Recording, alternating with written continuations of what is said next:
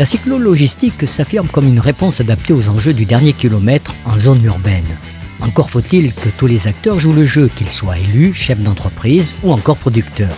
C'est le constat dressé par Anne-Lise Gandon, créatrice de Frais chez toi, solution de livraison à vélo de produits frais et de surgelés sur le centre-ville d'Angers. Aujourd'hui, on a des clients là, ce matin, on a un gros transporteur, et la Steph en l'occurrence. Et après, j'ai un petit fromager qui me fait livrer ses petits fromages. Il vient du Lyon d'Angers, donc à côté d'Angers, là, d'une demi-heure.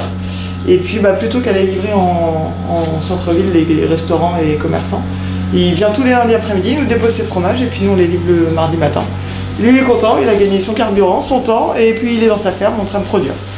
Donc, comment réagissent justement les gens, vos clients, par rapport à votre moyen de livraison? Alors il y a les clients qui sont convaincus parce qu'ils connaissent et ils me connaissent. Et il y a les clients qui sont un peu plus sceptiques.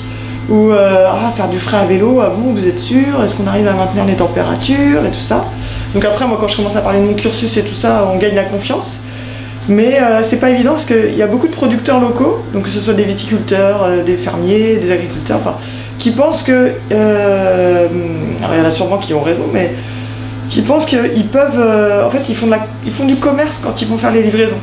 Sauf que du coup, moi, j'ai fait mon enquête auprès des restaurateurs angevins.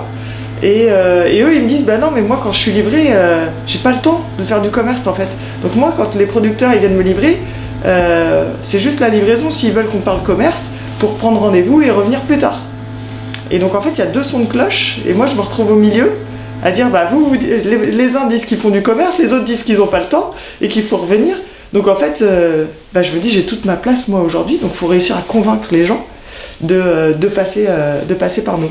Après, on a des producteurs qui disent oui, mais non, moi, si aujourd'hui ça me coûte rien de faire mes livraisons, parce qu'en fait, ils comptent pas leur temps, ils comptent pas leur carburant, ils comptent rien du tout. Ils se disent vu que c'est moi, j'ai pas de facture au bout, donc pas de problème.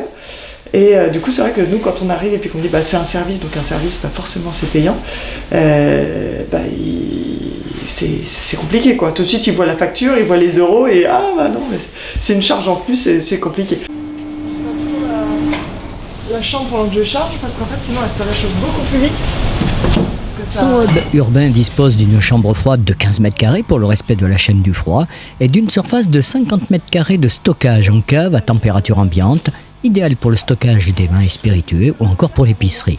Son périmètre de livraison s'étend sur tout le centre-ville d'Angers et sur demande jusqu'à la première couronne. Des livraisons soumises à des règles très strictes en matière de froid.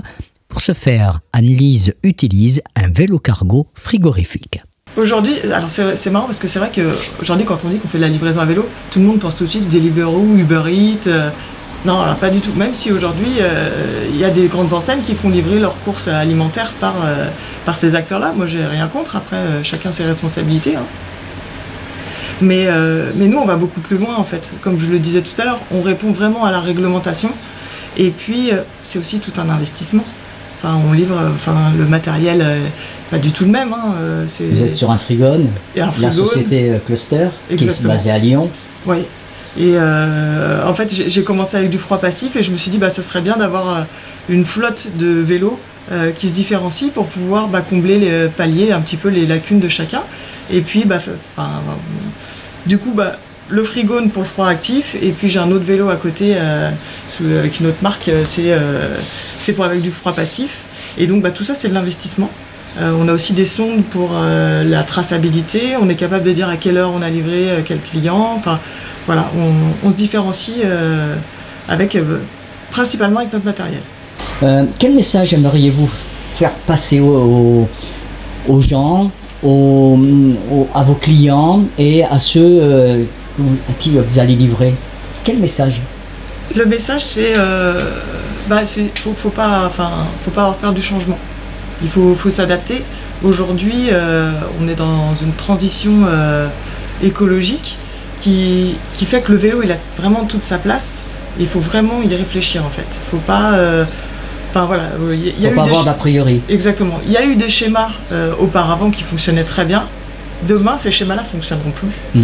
Donc, nous, on est déjà présents. on est là pour accompagner, c'est pas brutal, hein, on passe pas de tout au tout. Hein. Moi, un de mes clients, il s'est gardé une livraison par mois pour garder ce contact avec ses clients, pas de souci, mais tout le reste du temps, c'est toujours nous qui le faisons. Et voilà, on est vraiment là, c'est la continuité aussi on accompagne nos clients pour aller demain vers une transition écologique. Alors justement, c'est marrant, vous parlez de transition écologique. Est-ce qu'on peut dire que vous êtes une transition des nouveaux métiers qui arrivent? Je pense qu'il y aura de plus en plus de métiers à vélo, ça c'est sûr, parce qu'on peut vraiment se déplacer et faire énormément de choses à vélo. Si je peux juste prendre l'exemple d'Angers, je fais partie moi de l'association des boîtes à vélo. Donc ça regroupe tous les entrepreneurs, qui adhèrent, qui travaillent à vélo, qui ont une partie ou toute leur activité à vélo. Et par exemple sur Angers, on a un paysagiste à vélo, ils sont une dizaine. Il y a un architecte, il y a des cyclologisticiens comme moi qui eux sont spécialisés dans le sec, moi je fais du frais. Il y a des transports de personnes, enfin il y a énormément d'activités. Et donc il y a un électricien, un plombier, il y a un boulanger. Enfin, ce que je veux juste dire par là, c'est qu'à vélo on peut tout faire. Et en plus aujourd'hui, moi ce que j'aime bien, c'est quand je travaille avec Frigo, Cluster, c'est qu'ils sont vraiment très à l'écoute de nos différentes demandes et ils sont capables d'adapter un vélo et du coup de créer tous ces métiers à vélo dont on pourrait avoir besoin. Mais par contre, c'est plus, aujourd'hui, moi quand je vais livrer, c'est plus, des produits frais sur un vélo. Là par contre, ça interpelle.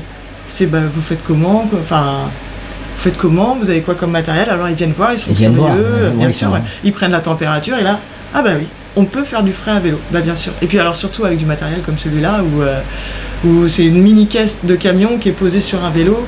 On a accès à tout le centre-ville, les rues piétonnes, les pistes cyclables.